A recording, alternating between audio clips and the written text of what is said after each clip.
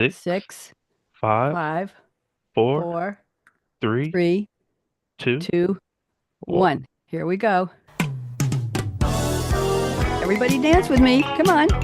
That's it. Welcome to Read My Lips Radio, a Woo. lively hour of unscripted conversations with savvy creatives. Producer and host, akaRadioRed, asks novelists, artists, photographers, designers, comedians, actors, musicians, composers, screenwriters, directors, and technology innovators about their creative passion, inspirational muses, and how they create. Ooh, how those lips can talk. Now, here's AKA Radio Red. Thank you to the wonderful voice who introduces me, aka Radio Red in the house. Shout out to our engineer Jordan at Voice America, who helps me with my 10 down countdown. There we go. It's Read My Lips Day, Monday afternoon. Where else would Radio Red be? Nowhere else. I have three wonderful guests. I met them, one a couple of years ago, but all three of them on a recent edition, I'll say that, of the National Publicity Summit, where I book about 125 guests a year. Why? Because they're interesting and they're creative and they come from all walks of life and they're going to share their creativity stories with us. This is not an interview or a one-on-one. These are wonderful people who are going to share their creativity. How do they design their life, their businesses, how they walk and talk and cook and think, and do they have any hobbies, and what are their businesses like, and do they write books?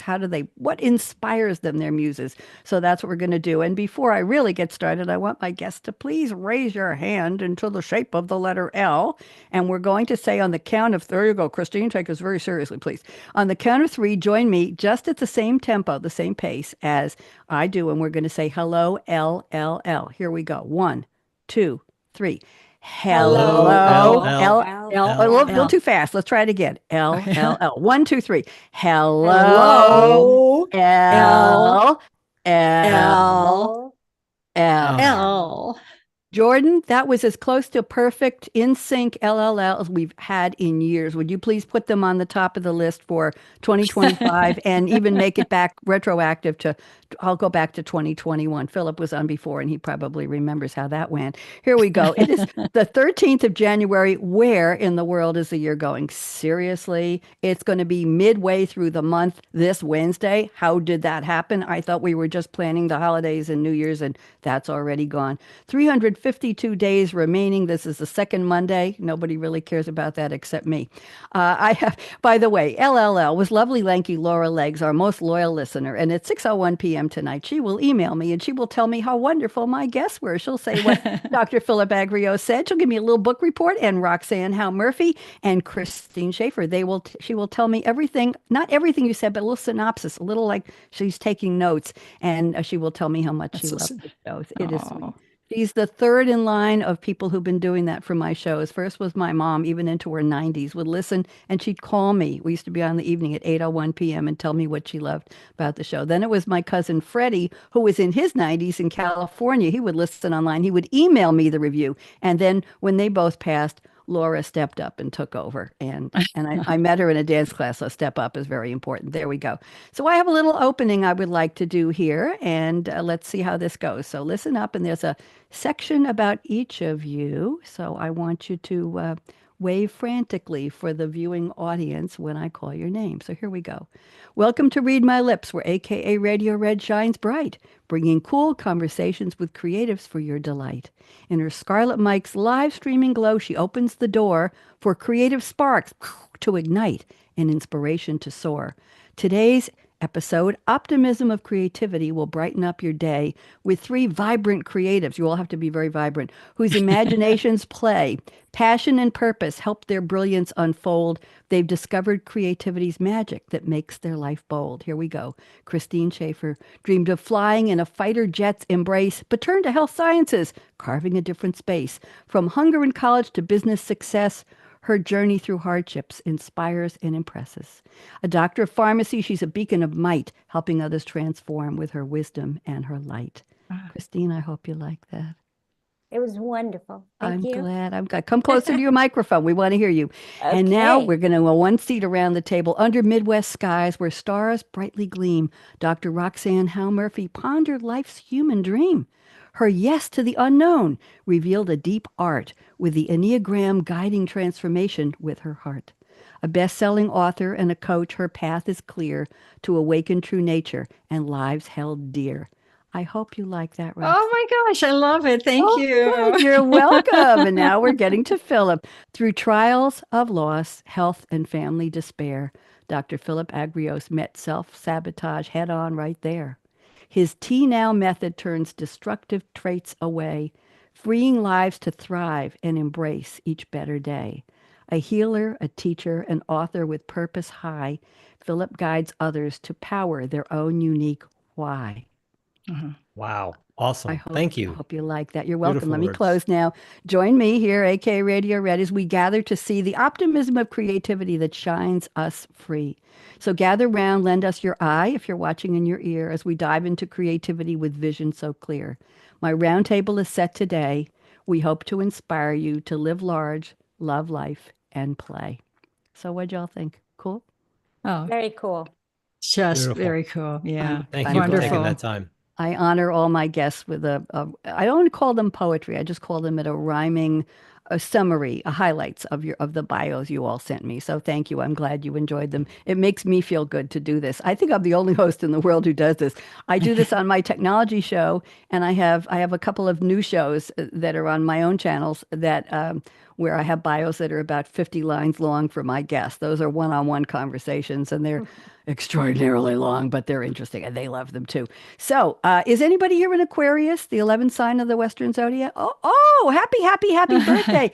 Aquarius until January 21st is the 11th sign, symbolized by the water bearer.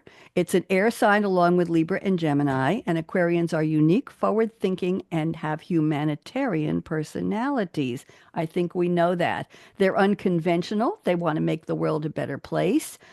People may not get to know them well, but they surround themselves with a variety of people, teamwork, collaboration, and the concept of the greater good.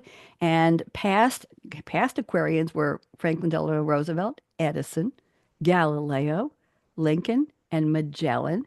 And today, some famous, not as famous as my guests, of course, Oprah Winfrey, Shakira, Harry Styles, Alicia Keys, Kerry Washington, Justin Timberlake, Jennifer Aniston, Michael Jordan, Ashton Kutcher, Ellen DeGeneres, Laura Dern, Ed Sheeran, Christian Bale, Chris Rock, Megan Thee Stallion, Elijah Wood, and even Kelly Rowland. They're all Aquarians. So, Christine, I have to ask you, would you like to be an honorary Aquarian today to join the others? Wanna? Absolutely. Okay, I anoint you. You're an honorary Aquarian. There we go. Let's go around the table. I'm going to ask you each to give us a little more detail on your bio, please. I love the summaries. I know you did of what I presented, but there's a lot more in the dash between you start and you finish, Will. You're still going strong. So I'm going to put you on speaker view right now, Christine. Would you please honor us with about a 3-minute bio of everything you've ever done in your entire life that's creative? Okay. I don't know why I'm doing the Groucho voice today. It's just my mood. Okay, Christine, I'm putting you on speaker, and thank you so much for joining me. Go ahead, Christine. Well, I'm very excited to be here. And in 3 minutes, this is going to be very interesting. But I am a true entrepreneur. If I can think it, I try to do it. And so I am the founder of Optimal Life. I am the co-founder of a national healthcare company that became very successful, and I was able to sell it. And what I do is I also inspire people. So through my whole life, because I've been in the sciences and in the health field, it takes a lot of inspiring to help people get well as to deal in business. So a lot of creativity goes on to be able to make your company be successful. There's no such thing as one shoe fits all. So no matter how creative you can be, that is how successful you can be. And in fact, I love what Albert Einstein said. He said, imagination is more important than knowledge. So when I think about that, I think about how can I do this?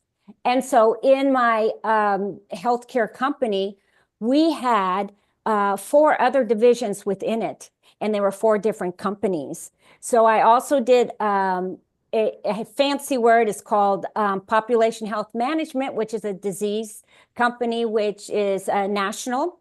I also had another company that was 340B, which was a federal company.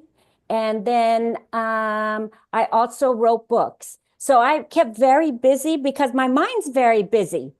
So the more you can think of, the more I would do. And that's kind of what creativity is about, right? I love that. Christine, I have to ask, what made you want, what led you, inspired you, what muse made you want to be a fighter pilot?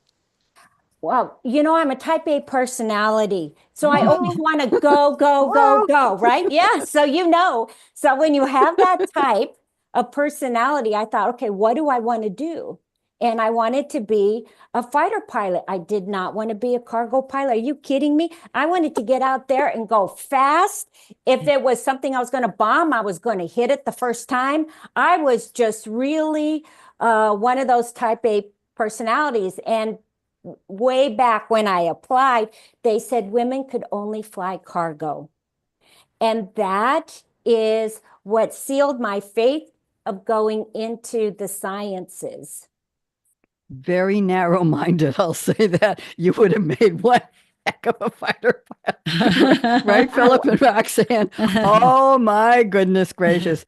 Their loss, Christine. I'm glad you got to do what you're doing in your business, but their loss. We're not going to talk about it anymore, but I had to know. I thought that was very exciting that you put that in. She says, so I turned to medicine. Okay, well, that was a logical choice. I can't fly a plane, so I'll go and be a pharmacist and have my health companies. Thank you, Christine. Let's move on to Roxanne. Roxanne, delighted to have you here. I love your hair color, by the way. Roxanne, I'm putting you on speaker view. Same thing. Take about 3 minutes and squish all. I want to know more about you, your background. Where do you come from? Oh, absolutely. Well, as you mentioned, I started off on a small farm in the Midwest, and I being on this theme, this thread of something else is wanting to come forward, something else, and I just really kept feeling that my whole life. If you were to take a picture, then there's a frame around it. I typically wasn't in the middle of the picture before other people were. I was on the frame looking at new possibilities. And so that got me from, being on a farm to teaching, being at the university, developing new organizations, writing, teaching, giving retreats, really internationally. And I just feel so blessed to be able to do what I do. A little bit on the background, I started during my undergraduate years, I got involved in social justice work. In fact, I worked as a white girl growing up on a farm in the midst of a Black community, working with mostly Black adolescents on their very first job experience. And part of that was trying to find and create play areas for children who didn't have play areas in the community. And we cleaned up empty lots so that we could create our own playgrounds for kids. So that was, an example. And then I moved to San Diego and worked for United Cerebral Palsy and met the most amazing people in the disability community and created new programs that integrated people with disabilities and those without disabilities. So it was kind of at the beginning of what was called at the time the mainstreaming movement. And from there, I wrote my first book that started challenging our usual orientation to working with people in therapy and rehabilitation. And then I got my master's, and then I was asked to step in and teach at the university because a faculty member had gotten sick. And as a result of that, I started writing books. And then later on, my husband and I moved to Taos, New Mexico, and we started a food company, a gourmet food company. Had no background in it, but it was just okay. And so we created a new product line called Bisquickies.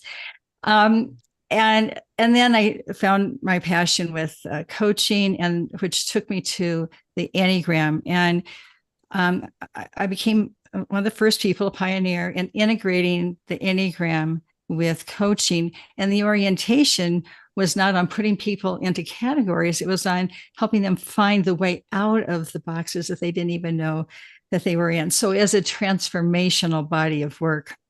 And I've been teaching that, writing about it in my next book, which goes beyond the Enneagram and really addresses, a part of the inspiration for me is I know in my body that we're evolving people and we live and in an evolving evolutionary universe. And that keeps things open and flowing and free and allows for the creative spirit to come through. How lovely. How lovely. And the thing of all the wonderful enterprises and entrepreneurship you and your husband did, starting a gourmet food company and inventing a product that never existed, to me, is one of the most outrageous things you said, because if you know anything about groceries, right, or about food marketing, the shelves are friggin' packed, and getting anybody to pay attention to anything, we're all hungry, of course, but anyway, remind us, what was the name of the product that you It created? was called Sassy Soul Food, SOL. We were in Taos, New Mexico, and it had a painting on the center of a fanciful pig jumping over the Rio Grande Gorge by a famous folk artist. Actually, I mean, he was a classically trained artist, but he lived in Taos, and so he created this painting for us for Sassy Soul Food. So it was the cookies with a character. Wow. You can send me some anytime. I'd love to sample them. Well, I wish I could still bake them. I can't. When you go from one elevation to another, everything changes. You know? See, that's why I tell people when I go to the summit, and there's another one in March, I think I go 3 times a year, 4 times a year. I tell them it's not about, are you a singer or dancer or an artist, a photographer or a seamstress or whatever, or an architect. You're a real person and you've created a life. And you're creative here. You're all creatives with a capital C in my world, because there's so many things that people at a certain point, 20s, 30s, 40s, 50s, 90s, we've done so many things and had to figure it out. I didn't come with a handbook. As much as I love my parents, it was, well, you go to this school, you go to that school. But after a while, we're making decisions. And our mind, our heart, our brain, they're all putting us in places or in paths, and we're making choices. And so we are creating a life. And that's why I say to people, you're creative. I have people who come on the show and say they never thought they were creative before. They've never thought that they were a creative person, but they've done so many interesting things in their life. So thank you, Roxanne. That was lovely. Philip, he's back. I met you. I said, I know that good-looking guy. I got him back on my show. He said, hey, I want to come back. It was a meeting of the minds. Philip, delighted to have you, and I'm putting you on speaker view. Let's pretend you were never here before, and why don't you know? And hello, Dr. Philip Agrios. So nice to meet you. And I'm giving you 3 minutes to reintroduce yourself to my world. Philip, welcome back. Go ahead. Well, thank you so much. I appreciate the invite here with these 2 brilliant ladies here. So I used to practice as a chiropractor and a functional medicine practitioner. My specialty was thyroid and autoimmune disease. And during my decades of working, back in the 80s, actually early 90s, I was able to discover a trait, a hidden trait that we're born with, that is the sole reason why we stop our success. And when I first found that, I was like, this is too simple. There's no way. So I went out to try to disprove it, because my reputation is very important to me. And over the last 33 years, researching thousands and thousands of people, were able to prove it, but found a way to switch it off instantly, and it works 100% of the time. So during those decades, I went through a lot of traumatic events, which I found was okay, because I was just being broken down to the ingredients that were deep down inside me in order for it to be released. And then I had to figure out in what precise order. I think, as Roxanne would know, that if you don't have the right order of the ingredients, you're going to have a lousy cookie, right? So during that process, I was able to discover this. So this trait, we call it the inborn sabotaging trait. It doesn't undermine you. It actually protects you from the very success that you seek, because subconsciously achieving and sustaining that success is more painful. So we go and do something different. So when you start to release your personal professional power and you hit that wall, your saboteur kicks in to protect you. That's it. There's nothing wrong with you. You're just protecting yourself. And when I found that self-sabotage was just self-protection. That's all it was. And when I realized that when you hit that wall, as you start to contract, this one trait, the one that you're born with, is the only reason why you're going into that protective state. And then using what we call the T now method, the exact opposite, you must go into growth 100% of the time. So I started utilizing that with my chronically ill patients. We had very high success rates because we were able to determine why they were using their numbing agents like food, alcohol, eating, and whatever they were doing. And once we gave them the T now method, we saw two things happen. They lessened their numbing agents or they stopped them. And then I started, my patients who were business owners were making major breakthroughs in the business, and I never thought about using this in business. So I started getting referrals all around the world. I wrote my book, and I closed my practice 3 years ago to do this full time. So that's what I'm doing now, and just having fun. There's nothing like this in the world. And so I have this huge responsibility to get this out because I was given something that no one else has. So that's why I'm here. This is my why. And that's why I get up every morning and say, good morning, God, instead of good God, it's morning. Well, that's a turn of phrase, isn't it? That's very, very interesting. Thank you. Thank you. You're all bringing something so special and important to the table here. I'm just a host who talks to smart people all day long. That's all I do. I don't know what I'm doing here. I haven't figured out my why yet, but well, maybe you'll all help me work on it. I'm on my 9th career, I think. Let's just suffice. I don't know if any of you know this, but I started out not knowing that I was an early woman in tech. I was a programmer analyst back in the key punch days, not a key punch entry person. I was coding 2,000 lines of COBOL on the weekends, key punching it Monday and having it running in production by 12 noon that day, running a major system for the Community College Division of the state of Oregon. Yes, New York girl goes to Oregon. So, and I was the opening speaker, the kickoff speaker on was it International Women's Day, March 8th, 2022, for the group called the Women in Big Data. And I showed them what a mainframe computer looks like. I showed them what a COBOL handbook looks like. I showed them what green bar paper looks like. I showed them what a core dump looked like. I showed them what a box of key punch cards looked like. And they said, what planet are you on? Anyway, they told me I was an early woman tech. So that's one of my backgrounds. But anyway, it has served me well over the years. Thank you for the bios. I really enjoyed.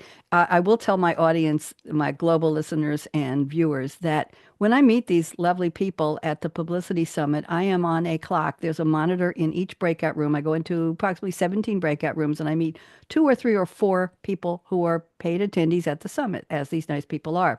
I get exactly, I'm not kidding you, 2 minutes on the clock to hear their pitch, to respond and say, okay, great, you want to be on my show? To read a list of open dates, to say, are you available on January 13th? Yes. To say, give me your email, give me your phone number. Okay, and I'm writing notes while they're talking to me, and I booked 35 to 40 people in each session, which is about 3.5 hours. So I've only met these people, other than reading their information they sent me, I've only met them for basically 2 minutes on the clock. So I'm really getting to know you, and this is delightful. So let's go to your opening quotes. I asked you each to send a fictional quote from a movie or a TV show or a song lyric. I've done a little research. I won't read too much, but it's fun. And I'm going to ask you to spend about 3 minutes. We're doing very well on the clock. About 3 minutes telling us what it has to do with your creativity. So Christine has sent a quote from Jane, played by Angelina Jolie. You remind me a little bit of her. Doesn't she look a little bit like Angelina? Don't you Oh, that's think? very sweet. Thank you. Just well, I think she'd be lucky to look like you. Let's leave it there. She's speaking to John Smith, played by Brad Pitt, the movie Mr. and Mrs. Smith, 2005 action comedy film. It's been redone many, many times. Directed by Doug Liman, written by Simon Kinberg, Brad Pitt and Angelina. They're a bored, upper middle class married couple who are surprised to learn they are assassins belonging to competing agencies.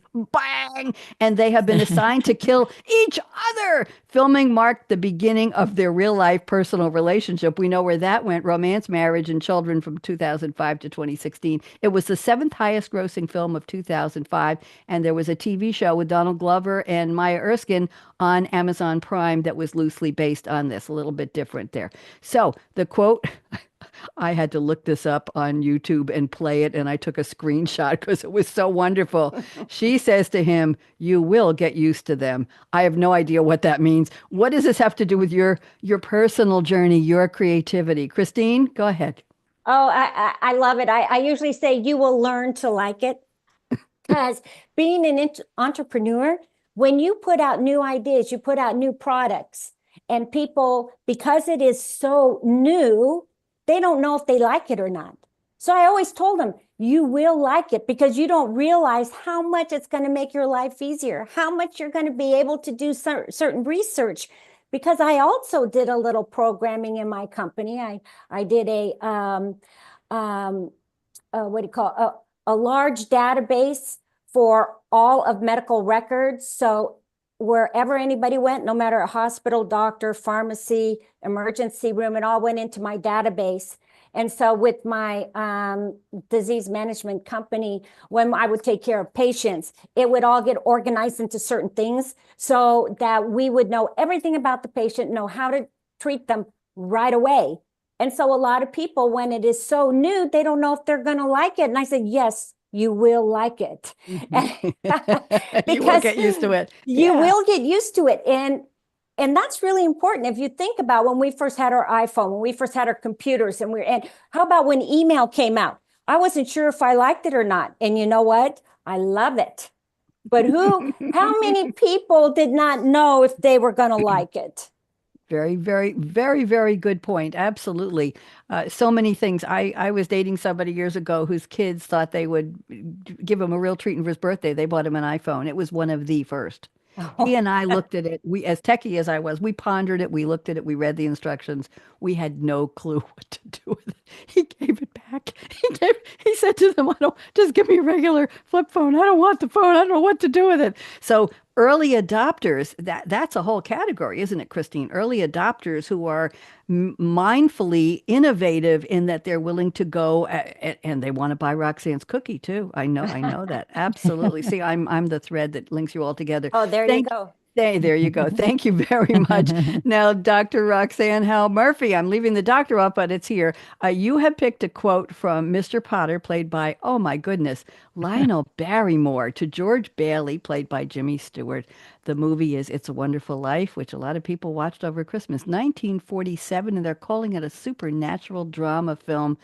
Produced and directed by Frank Capra, based on the short story and booklet, The Greatest Gift. I think Philip can appreciate that title. Self-published by Philip Van Dorenstern in 1943, loosely based on, here it all goes around and around, 1843, Charles Dickens' novella, A Christmas Carol. There we go. So I'm going to read this, and we're going to have you describe what it has to do with your life, Roxanne. Here's the quote. "This is a very interesting situation." Roxanne, go. Yeah. I love this quote. And it was spoken with kind of a sinister quality when George Bailey said this, or George, whatever, said it to in the movie. But the truth is, we are in an evolving universe. Life is full. I see life as really full of magic. It's messy. It has some really hard things for us individually, collectively. And there's also so many miracles, so much magic.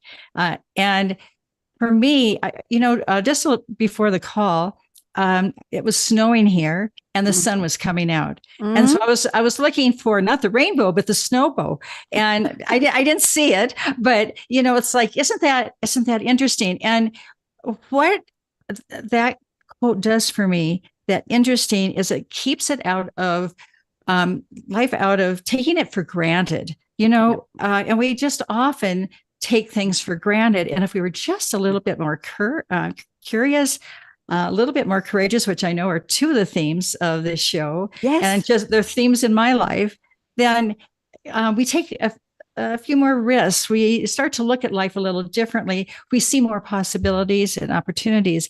And if it wasn't for that, I don't think that there would be a Deep Living Lab. I wouldn't have written my books. I wouldn't be living the life that I'm living, because I am filled with gratitude. And I know why I'm here. I know that the work that I'm doing is the work that I've been gifted with and that nobody else is doing. So much like, Philip. And I feel so blessed by that.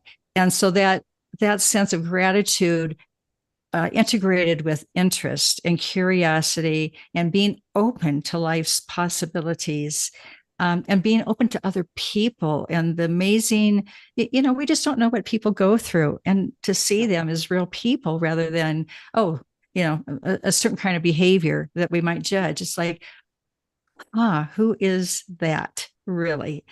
So that's really filled my whole life. Thank you. It reminds me of the old phrase, walk a mile in somebody else's shoes, right? See what that feels like. And when you're talking about blessed and having the gift of what you do, Philip was nodding when you said, I know Philip understands this. Yes. So there's always a thread. There's always a link among my guests who may or may not remember each other from the summit, or maybe they weren't not all from the same event where I met them. So I love the way this synchronicity or overlapping, no coincidences. No, we're supposed to be here talking about this. Philip has picked a classic quote. It is one of the favorites. It comes on my shows at least 2 times a year, and you're the first one in 2025 on all of my shows, and I love it. Dory, the Regal Blue Tang, voiced by Ellen DeGeneres. The movie, of course, is Finding Nemo, 2003. We're not going back to 47 like Roxanne did. 2003 animated comedy drama adventure film produced by Pixar for Walt Disney Pictures. Voices of Albert Brooks, Ellen DeGeneres, Alexander Gould, Willem Dafoe, Jeffrey Rush, an overprotective clownfish named Marlin, voiced by Brooks, along with a forgetful Regal Blue Tang named Dory, that's Ellen, search for his missing son Nemo, voiced by Gould. Along the way, Marlin learns to take risks. Aha, that's what we're talking about. And comes to term with Nemo taking care of himself, his son. So here's the quote, and I'm not going to sing it. I think there's a song with this, Philip, but it's just keep swimming, swimming, swimming. What do? We swim. Just keep swimming, swimming, swimming. Okay, Philip, I don't see any oars. There were water wings. Go ahead and swim us through this one. How did you pick this one? Go ahead. So my daughter had come over with my granddaughter, and we're watching Nemo, and that part came up because I haven't seen Nemo since my kids were little. And I was like, oh, it's really interesting. You just do what you do, just swim. And then you asked this question, and I was like, all right, obviously this is the quote I have to give her. So how it relates to my life was when you're working on something and discovering something no one else has for 33 years, you have to be a resilient and SOB, you know what I'm saying? Mm-hmm. So you have to really get and move forward, and every obstacle that came my way, you can look at it as a problem, or it's just the way the universe or God or whatever is talking to you, right? It doesn't speak any English or Japanese or Spanish. It speaks experience. So you can sit there and go, what are you trying to explain? What benefit is this coming to me for at this moment in time, and just allowing it to flow? Like if you're going down that river and you know it's going to the ocean, that's where you want to be, then you just allow it. But if there's a boulder coming right at you, just don't sit back. You got to move and do whatever you got to do in order to bypass it. If it hits you, just say, okay, what can I do next time for this to not to occur again, and how can I make it better and better? So the swimming is just for those years consistently going, where even 5 years ago, I almost destroyed everything. I almost burned everything from the 90s and removed everything off my computer because I felt that I wasn't getting to where I wanted to be. I wasn't getting to the millions that I knew I'd get. Yeah, I hit a few thousand people, but my focus was millions. And I just felt, and a friend of mine who I haven't talked to in a while just happened to call me and talk me out of it. And then realized that was them saying, we have your back. It's just not time. Go forward, keep on moving forward. And that's why I used the quote. Thank you. That was lovely. I don't have anything cute to say. That was serious. That was very heavy. No, you don't take it so serious. No, that's okay. Sometimes people do emerge in our lives, come through a door or a window, or I used to mentor some younger people I worked with, and I would say if there's a little light. I know Leonard Cohen wrote this in one of his songs. He passed away about 2 years ago. Wonderful writer and singer. And if there's a little bit of light, I say push that window open, slam that door open, just find a way to see what's on the other side, because it probably is something that you want to know about, or it's calling you. Nothing woo-woo there, but that little bit of light. I like to moderate events and host things, and I haven't had that opportunity other than my own shows. I got four different series now. Somebody found me on LinkedIn about 4 months ago. Just found me. I had never met this person, never heard of her. And she plucked me out of thin air and said, I read your bio. It's for a company that has a press that publishes technology books, deep dive tech books.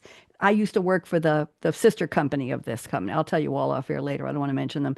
And she said, we would love for you to moderate our brand new online training. It doesn't pay a lot and it's long hours, but I jumped at the chance, and they've hired me for 4 courses. I've already done 2. Some of them are 4 to 5 to 6 hours at a time. I'm moderating the Q&A from the attendees who all paid to be there, and I'm helping facilitate the author of the book, who is the technical expert on this very, very involved technology, very evolved apps that are being used in businesses all over the world. They've hired me for 2 more, so I get to meet the author. I get to help them with their mic checks before we go to the tech guy who's in Germany, who's running these production. And I am on screen off and on, but she found me. Now that door hadn't been opened in a long time.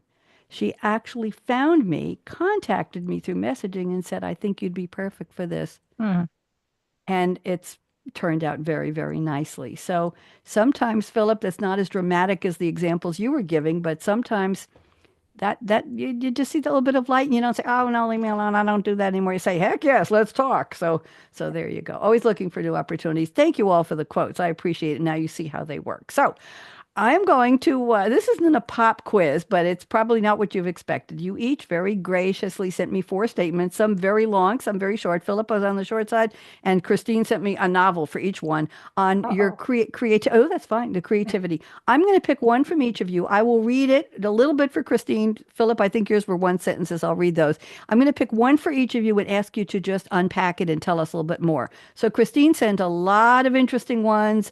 When you're creative, it doesn't matter what others think. Creativity is a luxury of being you.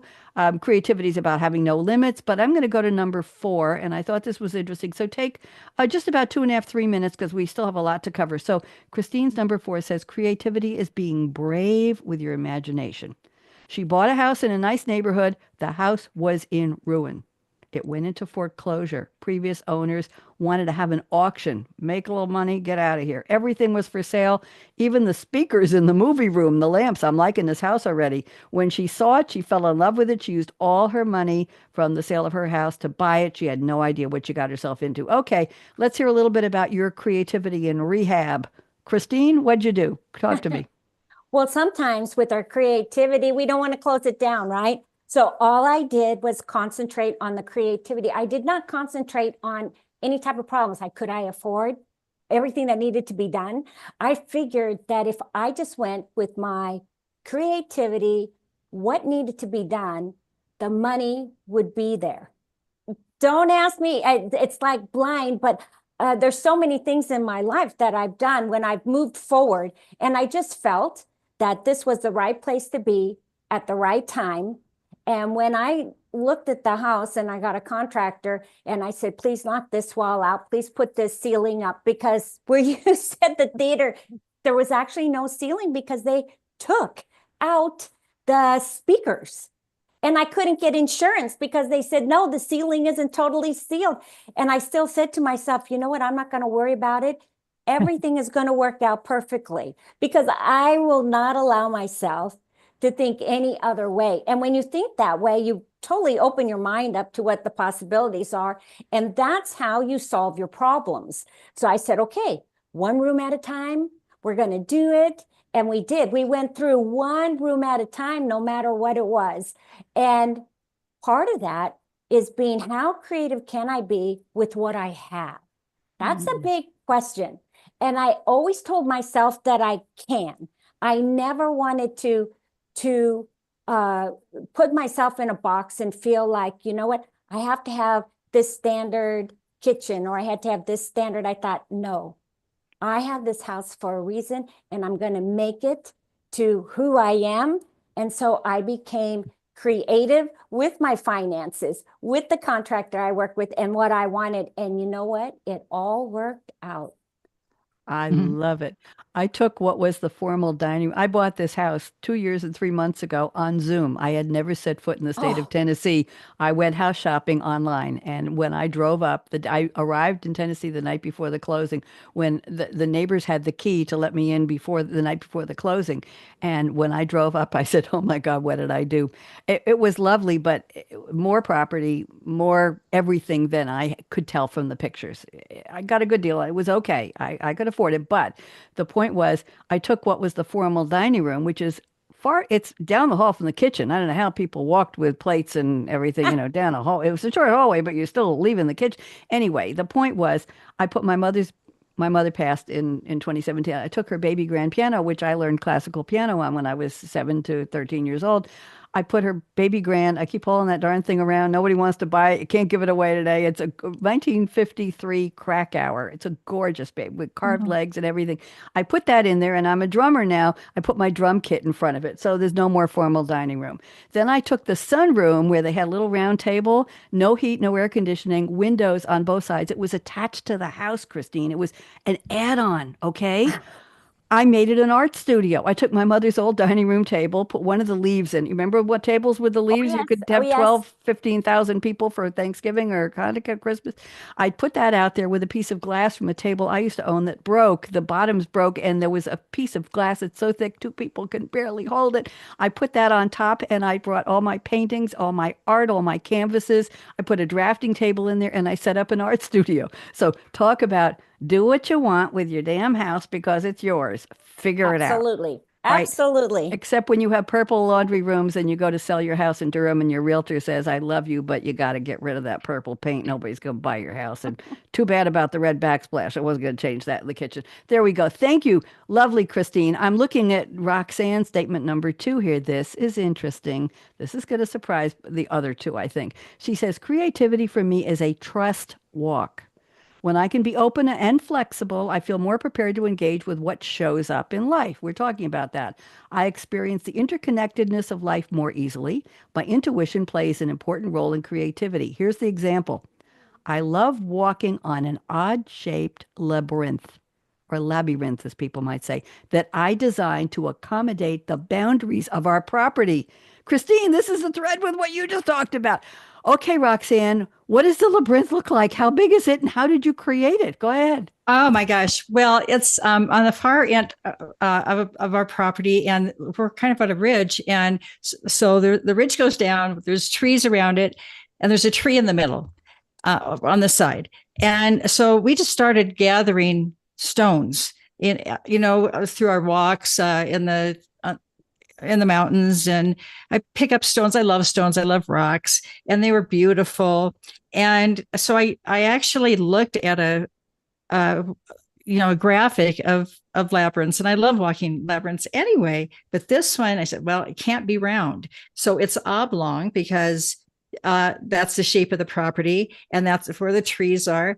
And I created a 5-ring labyrinth, and in the middle, I said, okay, I need the right stone for the center.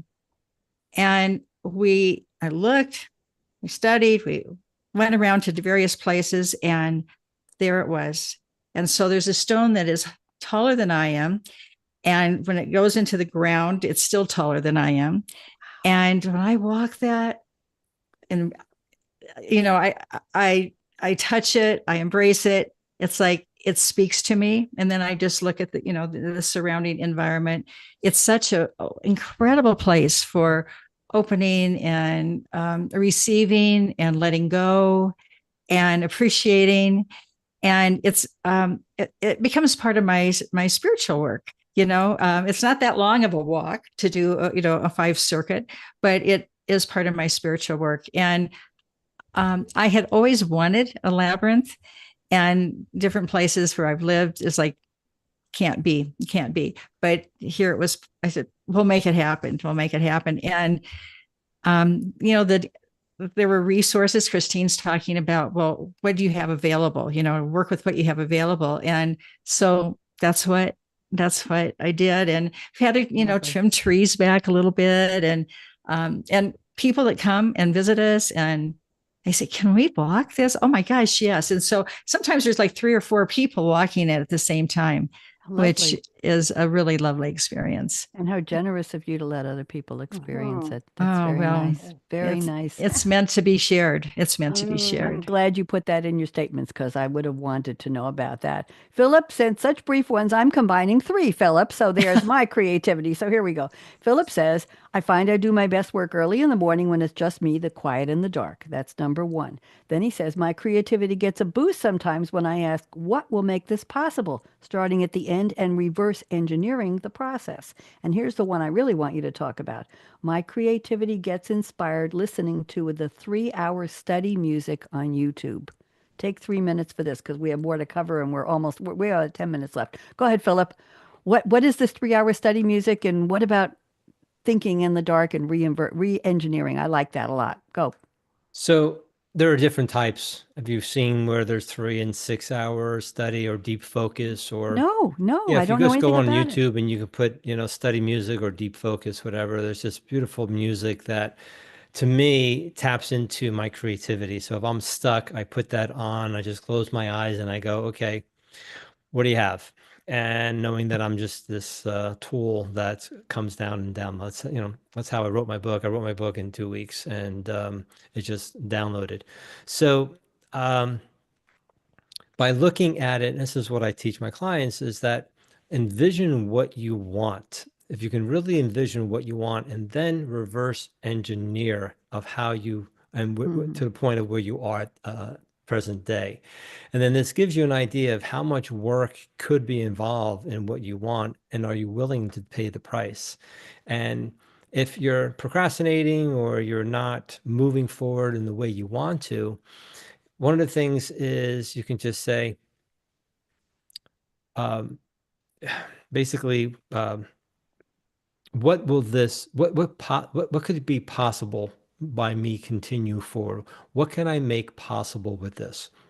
Will I be impacting more people? Am I going to make this? Am I going to do whatever the case may be? So by looking at it and asking different questions, and then if you're hitting that procrastination, a great sentence is, why am I protecting myself at this moment? The only reason why you're not moving forward, because at that moment you're uncomfortable, you're stressed, you're out of your flow, because you're just in protection. So why am I protecting myself? Is this something in the past? Is it something now? Is this a story that I make up of myself? And the dark and the quiet is where I get most of my inspiration. And so, yeah, it's just more solitude and just kind of go within, because everything's within. It's up to you what you want to tap into and show the world. Thank you. That was lovely.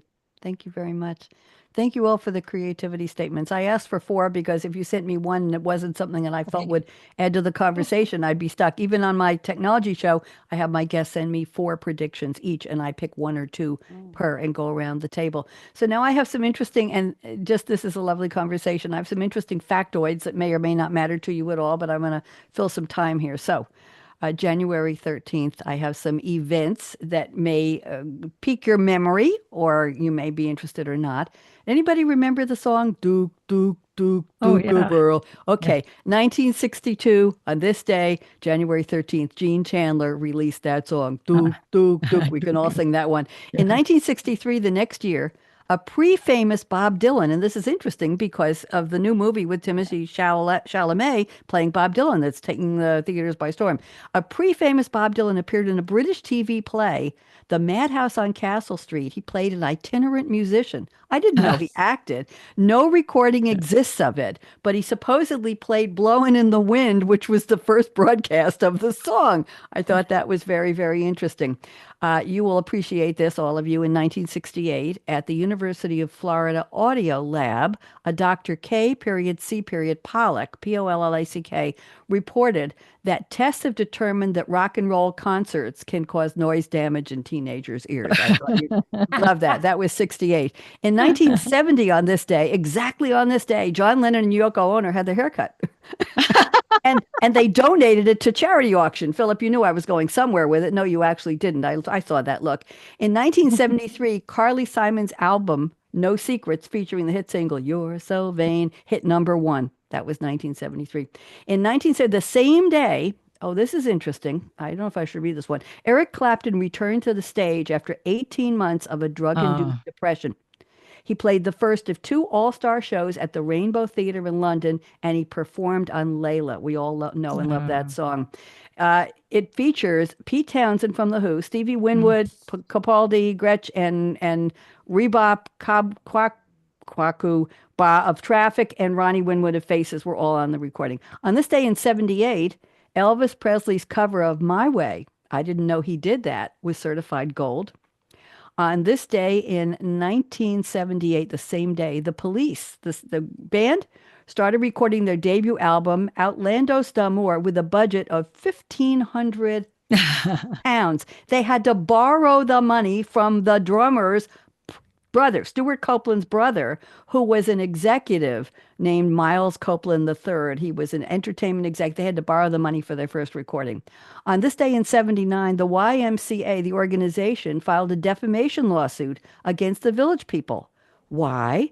They thought YMCA, I promise not to sing, but I'm sorry. They later dropped the lawsuit. They thought it was defaming the organization. They dropped it because it, as the unofficial commercial jingle, it made a huge boost in the popularity of the Y. It was so popular that the U.S. Navy recruited the Village People, said, could you do the same for us with a song? That was interesting.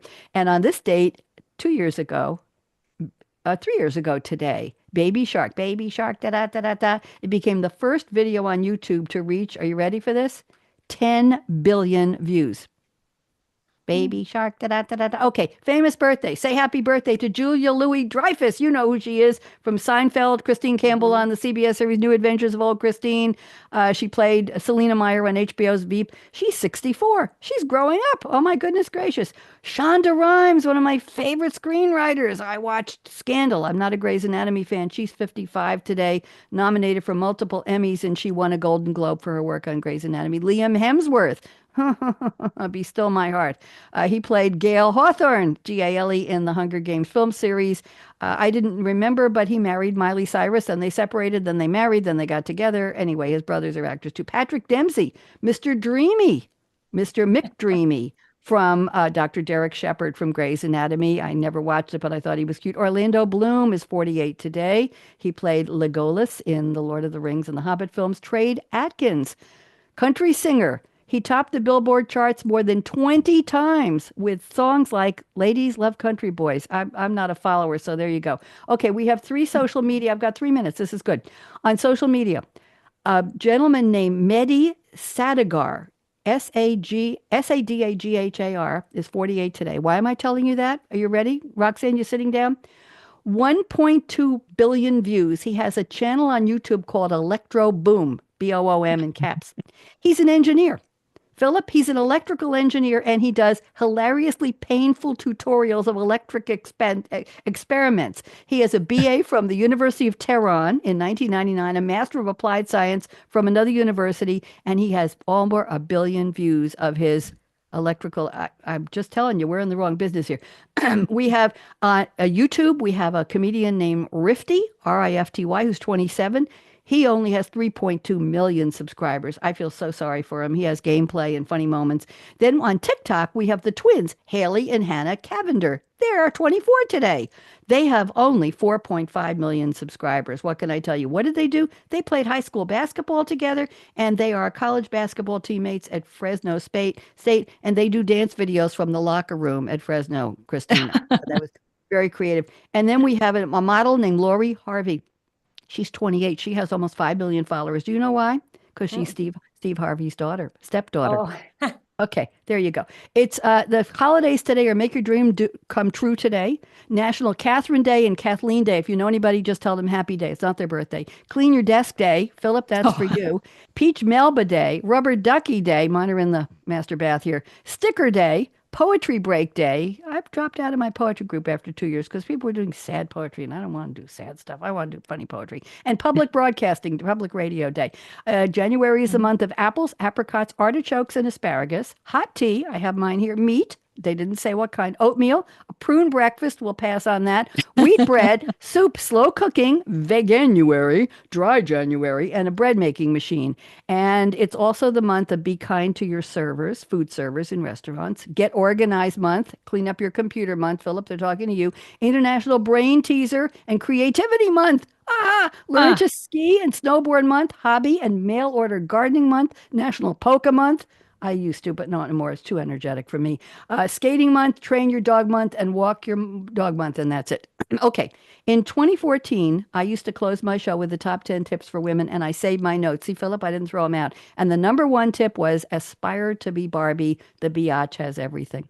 I just wanted you to know that's 10 years ago. Okay, here's my closing, and don't go away. I have one more minute. Life is short. Break the rules. Forgive quickly. Kiss slowly. Yes. Love truly. Laugh uncontrollably. Laugh with me, everybody. 1, 2, 3. You were controlling yourself. And never, ever, ever regret anything that made you smile. Here we go. Work like you don't need the money.